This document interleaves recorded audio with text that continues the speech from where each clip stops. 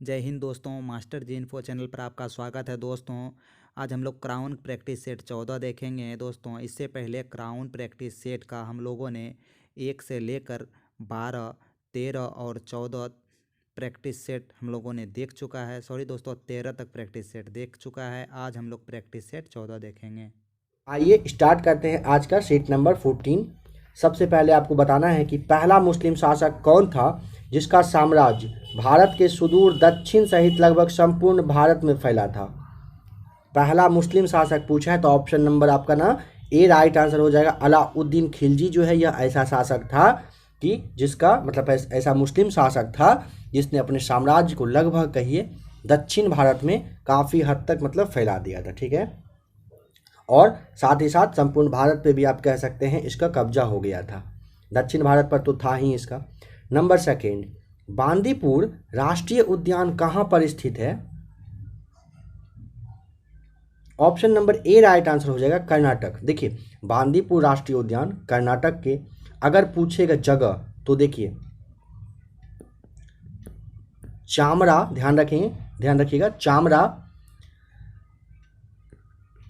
जनगढ़ नाम है। ठीक है, यहाँ पे इसी जिले में यह है और यह जो है ना मतलब इसके पास में ना नागरहोल राष्ट्रीय उद्यान भी है। ये ध्यान रखिएगा, जो कि मतलब इसके साथ साथ मतलब कहिए कि यह जो है मतलब देश का प्रमुख बाघ अभ्यारण्य में से एक है।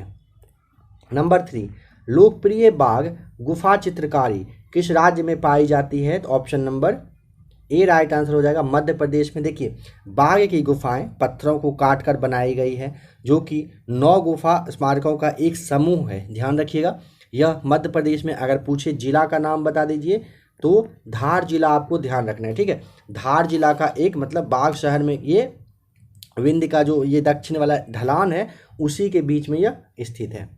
पथरीले रेगिस्तानों में एक दिशा में लगातार चलने वाली हवाएं क्या बनाती है?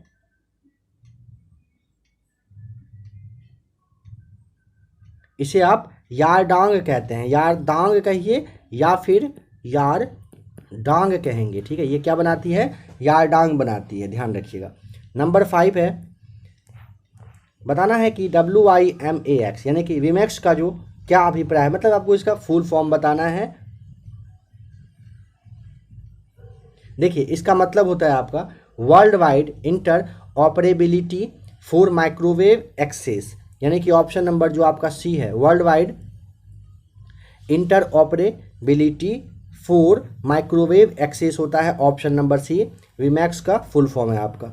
नंबर 6, 2021-22 बजट सत्र में क्रिप्टो करेंसी पर होने वाली आय पर भारत सरकार ने कितने प्रतिशत टैक्स लगाने की घोषणा की है? नंबर 6 का ऑप्शन नंबर आपका यहाँ पे सी होगा राइट आंसर। फ्रेंड्स एक बात यहाँ पे समझिएगा क्रिप्टो करेंसी के बारे में। अभी हाल ही में निर्मला सीतारमन ने जो कि आपकी मतलब इन्होंने एक टैक्स लगाया है। ठीक है, टैक्स किस तरह का है तो देखिए अगर आप क्रिप्टो करेंसी में अपना पैसा यूज करते हैं मतलब पैसा अगर लगाते हैं तो यह आप पैसा लगाइए, उसमें आप जानते हैं एक शेयर की तरह ही है ये, मतलब जुआ जिसे आप जानते हैं, सब कुछ मतलब कहना है इनका करिए।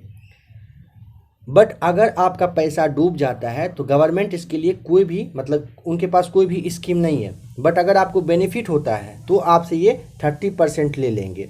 तो यहाँ पे काफ़ी लोगों का फ़िलहाल मानना है, वैसे तो ये कहिए कि आपका राजनीति का एक तरह से मुद्दा बन गया है। ठीक है, या फिर इकोनॉमी का भी है, इसीलिए आप समझ लीजिए यहाँ पे कहा जा रहा है कि कम से कम क्रिप्टो करेंसी पे ना गवर्नमेंट को कुछ ना कुछ ऐसा राहत देना चाहिए, कुछ ना कुछ ऐसा करना चाहिए कि अगर पैसा आपका डूब भी जाता है तो वहाँ पे कुछ ना कुछ बेनिफिट आपको मिले। क्योंकि आपसे जब 30% से मतलब वो आपका पैसा लिया जा रहा है, टैक्स लिया जा रहा है, उसके बदले कुछ तो आपको बेनिफिट मिलना चाहिए। जो लोग क्रिप्टो यूज करते होंगे उनको शायद ये बात समझ में आ रहा होगा, जो यूज नहीं करते होंगे शायद उनको अभी पता नहीं चलेगा। बट जब अब फ्यूचर में कभी आपके पास ढेर सारा पैसा आएगा, आप यूज करेंगे, तब आपको समझ में आएगा कि ये सही है कि गलत है।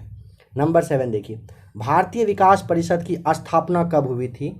नंबर 7 का ऑप्शन नंबर सी 6 अगस्त 1952 को भारतीय विकास परिषद की स्थापना पूछे 6 अगस्त 1952 को किया गया था। जिम कॉर्बेट पार्क का नाम बदलकर निम्न में से क्या कर दिया गया है?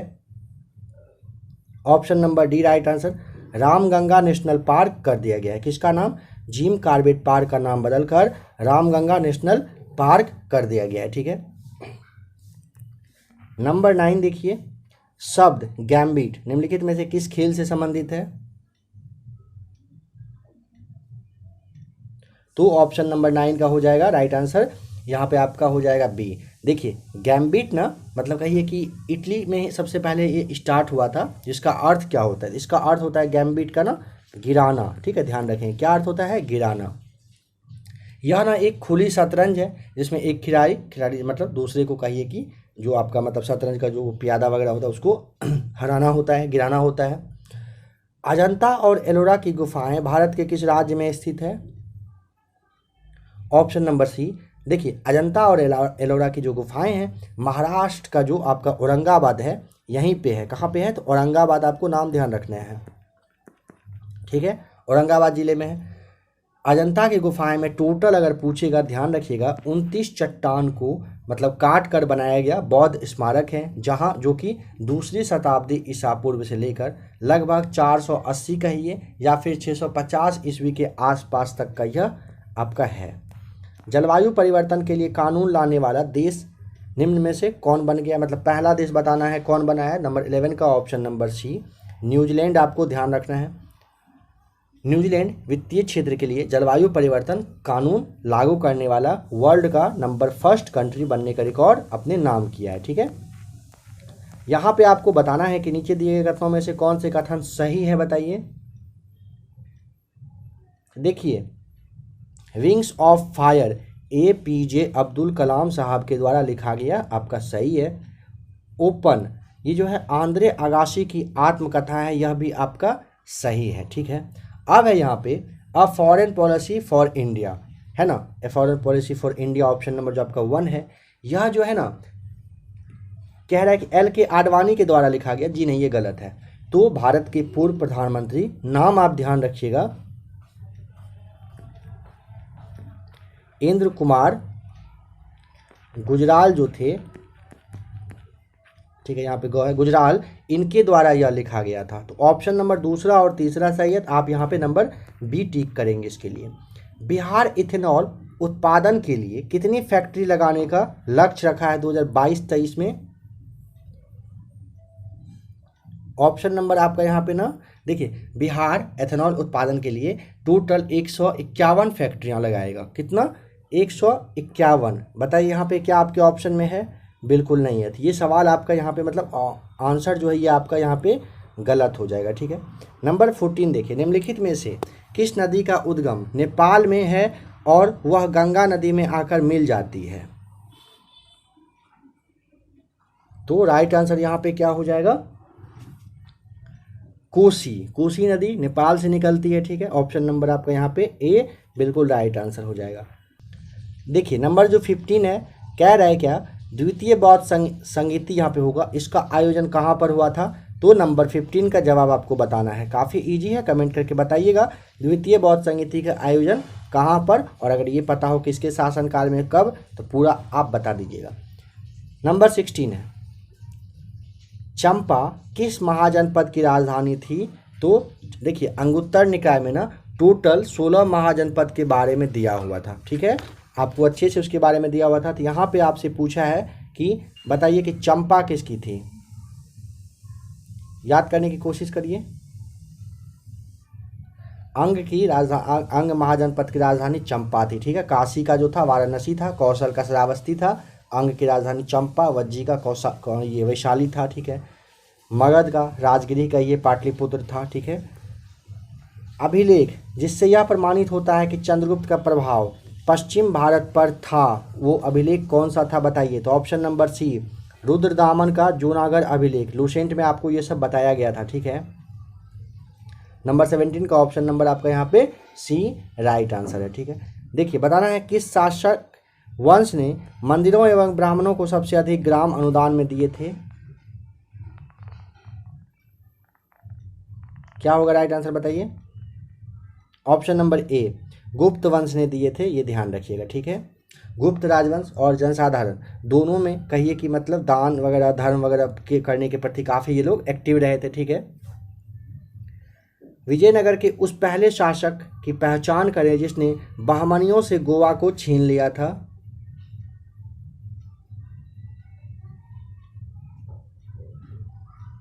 देखिए समझिएगा यहाँ पे नंबर 19 का, बुक्का प्रथम के बाद हरिहर द्वितीय जो है ना उसका उत्तराधिकारी बन गया था, जो कि 1404 ईस्वी तक मतलब शासन इसने किया था। ठीक है, इन्होंने बहमनी राज से बेलगांव और गोवा को छीन लिया था। किसने छीना था? तो हरिहर द्वितीय आपका हो जाएगा, जो कि आपका ऑप्शन नंबर बी में यहाँ पे राइट आंसर हो जाएगा। बुक्का प्रथम के बाद हरिहर द्वितीय जो है उसका उत्तराधिकारी बना था, इस बात का भी ध्यान रखेंगे। नंबर 20, लॉर्ड डलहौजी द्वारा अवध का अंग्रेजी राज्य में विलय निम्न में से किस नीति से यहाँ पे हुआ है? रीति लिखा हुआ है। नंबर 20 का ऑप्शन नंबर बताइए क्या होगा?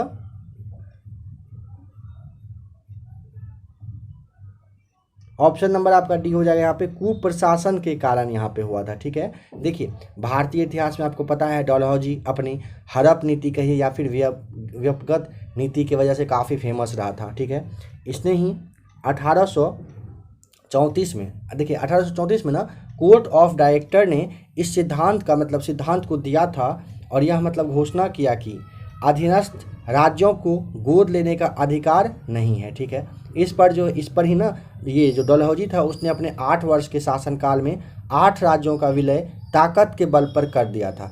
इस सिद्धांत के ही तहत कहिए कि हासिल किया गया यह पहला राज्य, जिसमें पहला राज्य अगर पूछेगा इस तरह से कौन सा था तो आपको सतारा ध्यान रखना है। ठीक है, मतलब अपने पावर के अधिकार पे कहिए सतारा को लिया गया था, जो कि आपका 1848 ईस्वी में ना इसको ब्रिटिश राज्य में शामिल कर दिया था। ठीक है, बस एक अवध ही कहिए कि अवध का जो मतलब कुशासन के आधार पर, अवध के कुशासन के आधार पर इसे ब्रिटिश राज्य में मिलाया गया था। ठीक है, तो यहाँ पे पूछेगा किस वजह से, कुप्रशासन के ही कारण क्या हुआ था, लॉर्ड डलहौजी ने अवध का अंग्रेजी राज्य में विलय करने का मतलब किया था, इसी नीति के तहत इन्होंने किया था। राजा राम मोहन राय द्वारा स्थापित प्रथम संस्था का नाम बता दीजिए। तो सबसे पहले आप ये समझ लीजिए कि राजा राम मोहन राय का जन्म पूछेगा कि कब हुआ था, तो 1772 ईस्वी में इनका जन्म हुआ था। कहाँ पर? राधानगर में। अगर यहाँ पूछ ले कि किस जगह पर हुआ था तो आपको राधानगर बता देना है। पूछेगा कि कहाँ पर है ये, तो बंगाल में है।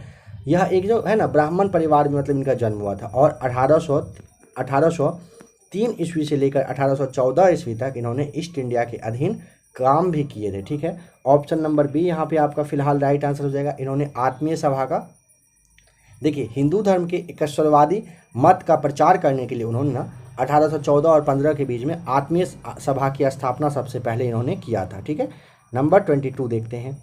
भगत सिंह, सुखदेव और राजगुरु को किस वाद यानी कि केस में फांसी की सजा सुनाई गई थी? तो ऑप्शन नंबर बी, लाहौर षड्यंत्र केस में इनको फांसी की सजा सुनाई गई थी। नमक सत्याग्रह के समय गांधी जी के गिरफ्तार हो जाने के बाद आंदोलन के नेता के रूप में उनका स्थान किसने ले लिया था? Option number A, Abbas Tayyab ji के द्वारा। अब्बास तैयब जी जो कि बड़ौदा गुजरात के ही एक परिवार से थे। इनका जन्म अगर आपसे पूछ सकता है तो 1854 ईस्वी में इनका जन्म कहाँ पर? तो आपका ये जो बड़ौदा है ना, यहाँ पे ही इनका कहिए कि जन्म हुआ था। किनका? अब्बास तैयब जी का।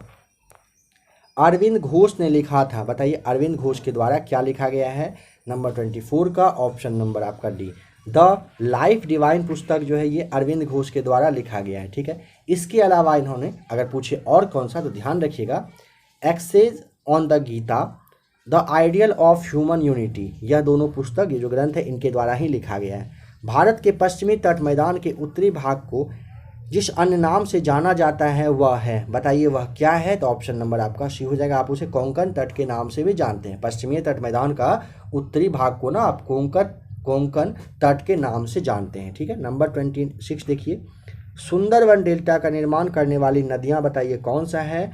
तो सुंदरवन डेल्टा भारत के हुगली तथा बांग्लादेश का जो आपका ये है मेघना नदी, ठीक है, तो इन दोनों के द्वारा कहिए कि मतलब किया जाता है, गंगा और इसे आप ब्रह्मपुत्र कह सकते हैं। ठीक है, बांग्लादेश का मेघना नदी के मुहाने पर मतलब कहिए कि विश्व का ये सबसे बड़ा डेल्टा के रूप में है भी है। ठीक है, इसे गंगा ब्रह्मपुत्र डेल्टा, बंगाल डेल्टा या फिर अत्यधिक उपजाऊ भूभाग के कारण कहिए हरित डेल्टा के भी नाम से आप जानते हैं। किस किस नाम से? गंगा ब्रह्मपुत्र डेल्टा, बंगाल डेल्टा, अत्यधिक उपजाऊ की वजह से एक और नाम दिया गया है हरित डेल्टा, इस नाम से भी आप इन्हें जानते हैं, सुंदरवन डेल्टा को। मीठे पानी की कल्प पर परियोजना अवस्थित है कहाँ पर? नंबर 27 का ऑप्शन नंबर ए हो जाएगा, गुजरात में है। बताइए कि स्टील अथॉरिटी ऑफ इंडिया की स्थापना किस वर्ष की गई थी? ऑप्शन नंबर आपका यहाँ पे सी हो जाएगा, वर्ष 1974 में स्टील अथॉरिटी ऑफ इंडिया की स्थापना किया गया था। ठीक है, नेक्स्ट है, निम्नलिखित में से कौन अगस्त 1946 में गठित प्रथम अंतरिम राष्ट्रीय सरकार का सदस्य नहीं था? ऑप्शन नंबर सी हो जाएगा, डॉक्टर एस राधाकृष्णन नहीं थे, ध्यान रखिएगा। ठीक है, जैसे आपका फिर यहाँ पे देखिए, ये जो डॉक्टर राजेंद्र प्रसाद हैं, इनके बारे में समझ लीजिएगा कि डॉक्टर राजेंद्र प्रसाद उस वक्त कृषि मतलब इनके पास था, कृषि मंत्रालय था अंतरिम सरकार में। ठीक है, आपका जो ये राजगोपालचारी हैं, ये शिक्षा मंत्रालय मतलब शिक्षा के कहिए इनके मतलब अध्यक्ष रहे थे। ठीक है, और आप कौन सा बच्चा, जगजीवन राम है ना, तो जगजीवन राम के बारे में देखिए ना, श्रम मंत्रालय इनके पास मतलब कहिए कि दिया गया था। ठीक है, ये ध्यान रखिएगा। निम्नलिखित में से संविधान सभा का जो बताना है कि संघ संविधान समिति का अध्यक्ष कौन था? 30 का ऑप्शन नंबर आपका यहाँ पे ऑप्शन नंबर सी हो जाएगा, जवाहरलाल नेहरू साहब थे। पीपुल्स वॉर ग्रुप नामक आतंकवादी संगठन स्थित है आंध्र प्रदेश में स्थित है, तो ऑप्शन नंबर आपका यहाँ पे ना डी राइट आंसर हो जाएगा। ठीक है, कहाँ पर है? आंध्र प्रदेश में पीपुल्स वॉर ग्रुप नामक आतंकवादी संगठन है। लोकसभा की प्रथम महिला अध्यक्ष बताइए कौन थी? 32 का ऑप्शन नंबर आपका ना डी हो जाएगा, मीरा कुमार रही थी लोकसभा की प्रथम महिला अध्यक्ष, 2009 में इनको चुना गया था। ठीक है, अभी कौन है? तो अभी अगर पूछेगा लोकसभा के अध्यक्ष तो ओम बिरला है। आईपीएल की किसी एक टीम के खिलाफ 1000 रन बनाने वाले पहले बल्लेबाज कौन बन गए? समझ लीजिएगा, आईपीएल टीम मतलब जो है ना, उसका एक टीम के खिलाफ कोई एक खिलाड़ी है जो एक टीम के ही खिलाफ खास करके 1000 रन बनाने का रिकॉर्ड अपने नाम किया। क्या होगा? अगर आप आईपीएल देखते होंगे तो आप यहाँ पे समझ पाए होंगे। Option number D, Rohit Sharma यहाँ पे राइट आंसर हो जाएगा। किसके खिलाफ अगर पूछेगा तो कलकत्ता नाइट राइडर्स केकेआर के खिलाफ है। प्रधानमंत्री नरेंद्र मोदी ने हाल ही में किस डिजिटल पेमेंट मोड को लॉन्च किया है? तो ऑप्शन नंबर बताइए यहाँ पे राइट आंसर क्या हो जाएगा? ई रूपी। ठीक है, ऑप्शन ए राइट आंसर हो जाएगा। नेक्स्ट क्वेश्चन बताना है कि हाल ही में किस राज्य सरकार ने शैक्षणिक संस्थानों को वर्ष 2021-22 से नई राष्ट्रीय शिक्षा नीति 2020 लागू करने का आदेश जारी कर दिया है? तो ऑप्शन नंबर सी हो जाएगा, कर्नाटक ने इसे लागू करने का मतलब ये कर दिया है। ठीक है, लागू करने जा रहा है ये। बिहार का पहला फॉरेंसिक साइंस डिपार्टमेंट खोलने का जो प्रस्ताव है रखा गया है, यह किस जिले में खुलेगा? बताइए, पहला फॉरेंसिक साइंस डिपार्टमेंट। तो 36 का ऑप्शन नंबर, एक दो प्रैक्टिस सेट के पहले भी आपको बताया गया था, बिहार का जो भोजपुर जिला है वहाँ का मुख्यालय में जो आरा में स्थित है, वहीं पर वीर कुंवर सिंह विश्वविद्यालय में राज्य का पहला फॉरेंसिक साइंस डिपार्टमेंट खोलने का प्रस्ताव राजभवन में भेज दिया गया है। तो भोजपुर यहाँ पे राइट आंसर हो जाएगा। बिहार में लीची अनुसंधान केंद्र कहाँ पर है? 37 का ऑप्शन नंबर देखिए, मुजफ्फरपुर आपको सबसे पहले जान लीजिए। और यहाँ पे आप क्वेश्चन ऑप्शन देख के आप समझ पा रहे होंगे कितना गजब खतरनाक है। मुशहरी यहाँ पे हो जाएगा, जगह का नाम है मुशहरी, यहीं पर बिहार में लीची अनुसंधान केंद्र मुजफ्फरपुर के मुशहरी में है, ये ध्यान रखिएगा। तो यहाँ पे कंफ्यूज नहीं करिएगा, जगह एग्जैक्ट आपको याद रख लेना है। निम्नलिखित में से बिहार स्पेशल में यहाँ से पूछा जा सकता है, निम्नलिखित में से किस महिला पायलट का संबंध बिहार से है? ऑप्शन नंबर ए राइट आंसर हो जाएगा। भावना कांत का संबंध कहाँ से है? तो बिहार के दरभंगा जिले से है। ठीक है, ये जो है ना वर्ष 2021 का जो आपका परेड था उसमें शामिल हुई थी। हाल ही में बिहार के किस जिले में इथेनॉल प्लांट लगाने की घोषणा की गई है? देखिए, हाल ही में ना जिंदल ग्रुप कंपनीज के द्वारा बिहार के सुपौल जिले में, ठीक है, सुपौल में 550 कहिए कि केवी प्रतिदिन उत्पादन क्षमता का इथेनॉल प्लांट लगाने की घोषणा कर दिया गया है। बिहार के किन दो जिले झारखंड से सीमा बनाते हैं? देखिए, झारखंड से सीमा बनाने वाला कौन कौन सा जिला है पहले ये समझिए। कटिहार, भागलपुर, बांका, जमुई, नवादा, गया, औरंगाबाद और रोहतास।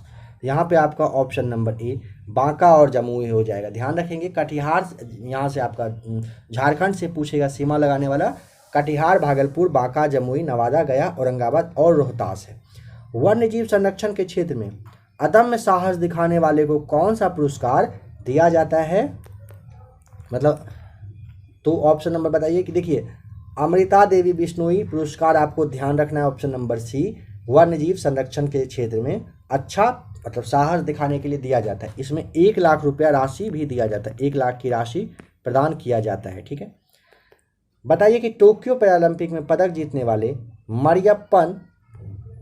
मरियप्पन थंगावेलु और शरद कुमार किस खेल से जुड़े हुए हैं? 42 का ऑप्शन नंबर ए राइट आंसर हो जाएगा। ये दोनों ऊंची कूद से जुड़े हुए हैं। ठीक है, मरियप्पन ने ध्यान रखिएगा कि यह जो रियो ओलंपिक हुआ था ना, इसमें इन्होंने ना स्वर्ण पदक भी इन्होंने जीता था। नंबर 43, आईपीएल इतिहास में सबसे अधिक विकेट लेने वाले गेंदबाज निम्न में से कौन बन गए हैं? तो ये तो चेंज होते रहता है, फिलहाल आप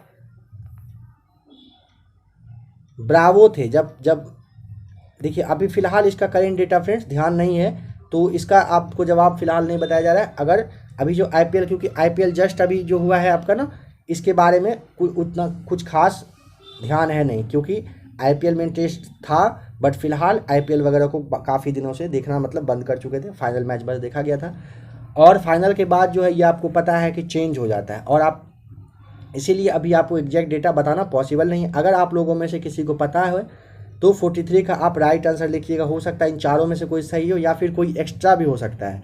तो बताना है कि आईपीएल के इतिहास में सबसे अधिक विकेट लेने वाले गेंदबाज कौन बने हैं, तो आप कमेंट करके बताइएगा। अगर आपको आईपीएल के बारे में पता हो, आप इंटरेस्टेड हो तो, नहीं तो आपको नीचे कमेंट कर दिया जाएगा, पिन कर दिया जाएगा, आप उसे देख लीजिएगा। इंडियन प्रीमियर लीग के इतिहास में रिटायर्ड आउट होने वाले पहले खिलाड़ी ने उनमें से कौन बन गए हैं? ये तो नॉर्मल सी बात है, बताइए कौन बने हैं? पहला है तो वो पहला ही रहेगा, हमेशा चेंज होगा नहीं। ऑप्शन नंबर बी हो जाएगा, रविंद्र चंद्र अश्विन बने हैं। ये रिटायर्ड आउट होने वाले पहले खिलाड़ी बन गए हैं। ठीक है, ये राजस्थान के खिलाफ खेल रहे थे, और उसी समय कहिए कि मतलब कुछ प्रॉब्लम हुआ, जिस मतलब राजस्थान के खिलाफ खेल रहे ना अश्विन, आईपीएल 2022 के 20वें लीग मुकाबले में, ये भी ध्यान रखेंगे, लखनऊ टीम के विरुद्ध बल्लेबाजी जब कर रहे थे तो अब वो एकाएक मतलब वो पवेलियन क्रीज को छोड़कर पवेलियन की ओर चले गए थे, जिसे आप रिटायर्ड आउट के नाम से जानते हैं। बताना है कि विश्व टीवी दिवस कब मनाया जाता है? तो 45 का ऑप्शन नंबर सी हो जाएगा, 24 मार्च को मनाया जाता है। नंबर 46 बताना है, एस्ले बार्टी। बताइए कि एस्ले बार्टी के बारे में बताना है, इन्होंने मात्र 25 साल की उम्र में किस खेल से संन्यास लेकर पूरी दुनिया को चौंका दिया? ऑप्शन नंबर सी, टेनिस से। समझिएगा, वर्ल्ड की नंबर 1 महिला टेनिस खिलाड़ी एस्ले बार्टी बस 25 वर्षों की ही उम्र में संन्यास लेकर मतलब कहिए कि दुनिया को चौंकाने का मतलब रिकॉर्ड अपने नाम किया। एस्ले बार्टी लगातार, ध्यान रखेंगे यहाँ पे हफ्ता के अकॉर्डिंग चलता है, तो 114 हफ्ता के अकॉर्डिंग, यानी कि इसे आप मल्टीप्लाई 7 से करेंगे तो 7 4 जो, यानी कि आप कहिए लगभग 6-7 महीने के आसपास से जो ये है ना वर्ल्ड की टॉप खिलाड़ी बनी रही, और एकाएक उन्होंने मतलब कहिए कि कहा कि अब मतलब कि संन्यास ले रहे हैं, तो इस वजह से काफ़ी ज़्यादा मतलब ये चर्चा में भी रही थी, इस बात का भी ध्यान रखिएगा। नंबर 47 देखिए, भारत के पहले chief of defence staff general Vipin Rawat को हाल ही में मरणोपरांत किस पुरस्कार से सम्मानित किया गया है? तो ऑप्शन नंबर आपका सी हो जाएगा, पद्म विभूषण इनको दिया गया है। ठीक है, भारत सरकार ने किस देश में भारतीयों को निकालने हेतु ऑपरेशन गंगा मिशन चलाया है? तो 48 का ऑप्शन नंबर यहाँ पे आपका यूक्रेन से, रूस और यूक्रेन के बीच जो युद्ध चल रहा था वहीं पे आपको मतलब उसी के तहत कहिए कि ऑपरेशन गंगा के तहत यूक्रेन से भारतीय नागरिकों को निकालने का काम किया गया था। बताइए कि कृषि नेटवर्क ने हाल ही में किस फिल्म अभिनेता को अपना नया ब्रांड एम्बेसडर नियुक्त किया है? तो ऑप्शन नंबर सी यहाँ पे राइट आंसर हो जाएगा, पंकज त्रिपाठी जो है ये कहिए कि कृषि नेटवर्क के ब्रांड एम्बेसडर बन गए हैं। हाल ही में सुर्खियों में रहा सरिस्का टाइगर रिजर्व किस राज्य में स्थित है? Option number B right answer हो जाएगा, राजस्थान में जो है यह आपका कौन सा है? सरिस्का टाइगर रिजर्व, और यहाँ पे 27 बाघ है टोटल अभी, इस बात का भी ध्यान रखिएगा। आइए साइंस से देख लेते हैं 25 क्वेश्चन। साइंस पे कमांड होता अच्छी बात है, नहीं तो आप स्पीडी का क्लास जरूर देख लीजिएगा। स्पीडी साइंस काफ़ी अच्छा है आपके लिए। निम्नलिखित में से कौन सा पदार्थ ओजोन परत को नष्ट करता है?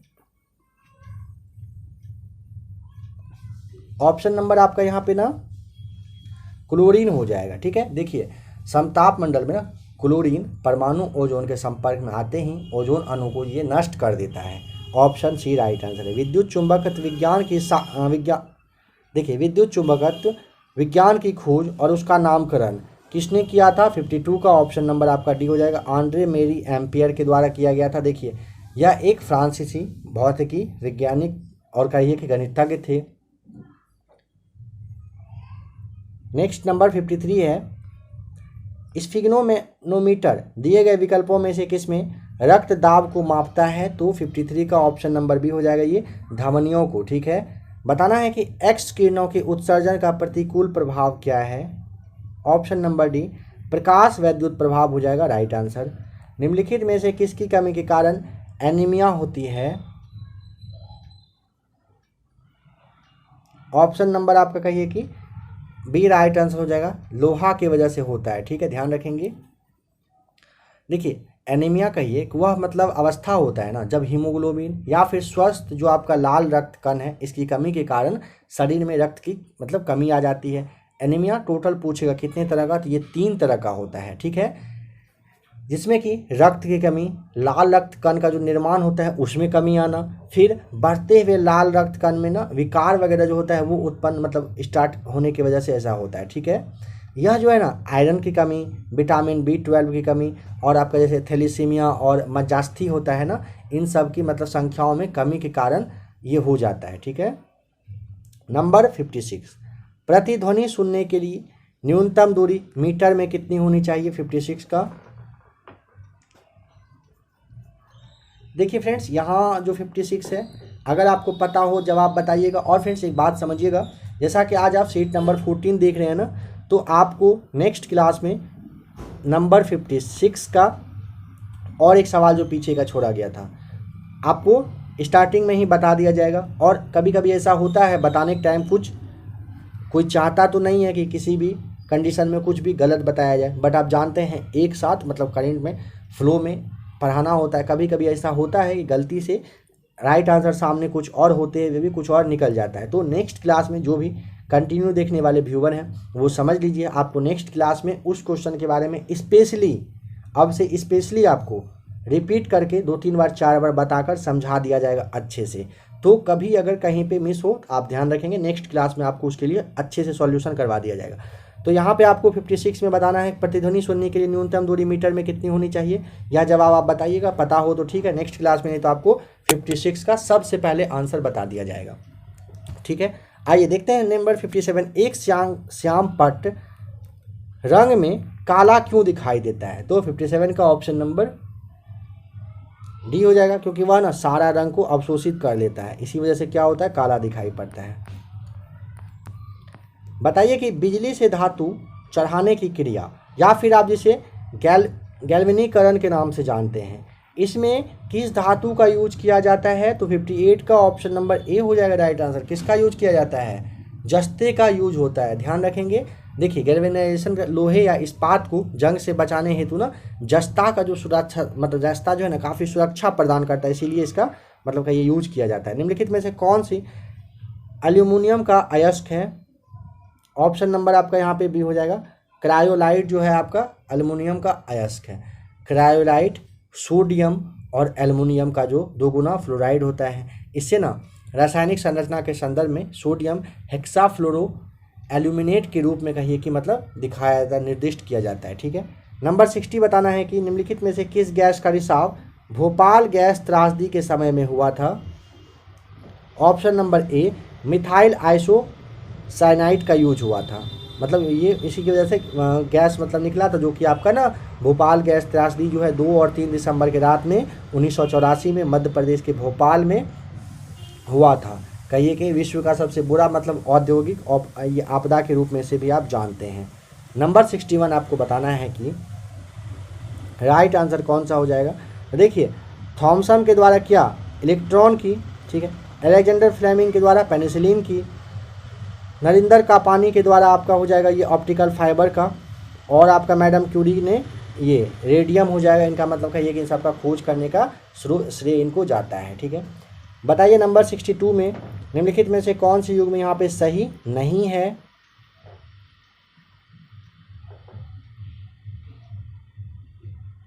तो ऑप्शन यहाँ पे आराम से आप सोच कर जवाब बताइएगा।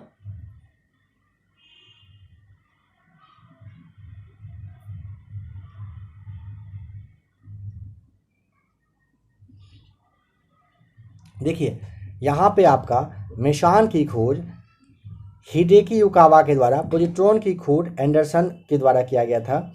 सूर्य तथा तारों में ऊर्जा का जो उत्पादन का सिद्धांत है ये H.A. बैथे के द्वारा दिया गया था। बट यहाँ पे प्रायोरियम तत्वों का जो संश्लेषण है दिया हुआ है एनरिको फर्मी, ये आपका गलत हो जाएगा। ठीक है,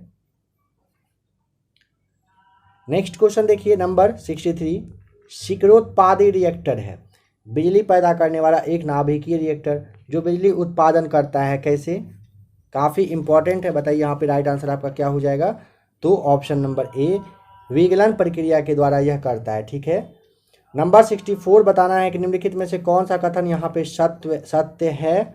तो कोई एक होगा जो आपका यहाँ पे मतलब राइट आंसर है, तो बताइए कौन सा है। देखिए ऑप्शन नंबर बी, नैनोकर्ण द्वारा -60 डेसिबल कम तक की कम ध्वनि सुनाई देती है, यह आपका राइट आंसर दिया हुआ है। फोटोग्राफी में कौन सा अम्ल का यूज किया जाता है, तो ऑप्शन नंबर बी हो जाएगा, ऑक्जेलिक अम्ल का यूज किया जाता है। नेक्स्ट बताना है कि कच्ची चीनी को रंग विहीन करने हेतु जिस चारकोल का प्रयोग किया जाता है वह कौन सा है, तो 66 का ऑप्शन नंबर सी हो जाएगा राइट आंसर, एनिमल चारकोल होता है। ठीक है, बताइए कि हरी खाद के लिए सबसे उपयुक्त फसल कौन सी है, ऑप्शन नंबर सी हो जाएगा राइट आंसर, सनई। ठीक है, एक शुष्क सेल में निम्नलिखित में से किन का इलेक्ट्रोलाइट्स की तरह इस्तेमाल होता है, ऑप्शन नंबर ए, अमोनियम क्लोराइड एवं जिंक क्लोराइड का यूज किया जाता है। बताना है कि काष्ठ, अस्थि और शंख के पुरातत्वीय नमूनों का काल निर्धारण करने के लिए निम्नलिखित में से कौन सा अपनाया जाता है, ऑप्शन नंबर सी हो जाएगा, कार्बन 14 का यूज किया जाता है। निम्नलिखित में से कौन सा पोटेशियम अल्पता से संबंधित है, option number B right answer हो जाएगा, निम्न रक्तचाप की वजह से होता है। ठीक है, देखिए एक बात यहाँ पे समझिए, जैसे आपका पोटेशियम है ना, पोटेशियम की कमी के कारण ना निम्न रक्तचाप, मानसिक सतर्कता का अभाव, पेशियों की थकावट, कब्ज, सर्दी, जुकाम, ये सारा आता है। ठीक है, ये आप ध्यान रखिएगा, पोटेशियम की कमी से ध्यान रखना। नेक्स्ट नंबर 71 है, पाइलिया किस फसल का कीट होता है, पाइलिया, तो 71 का ऑप्शन नंबर आपका ये सी हो जाएगा, यह गन्ना का होता है। ठीक है, एक कृत्रिम उपग्रह में विद्युत ऊर्जा का स्रोत क्या होता है, ऑप्शन नंबर ए हो जाएगा, सौर सेल होता है, ध्यान रखिएगा।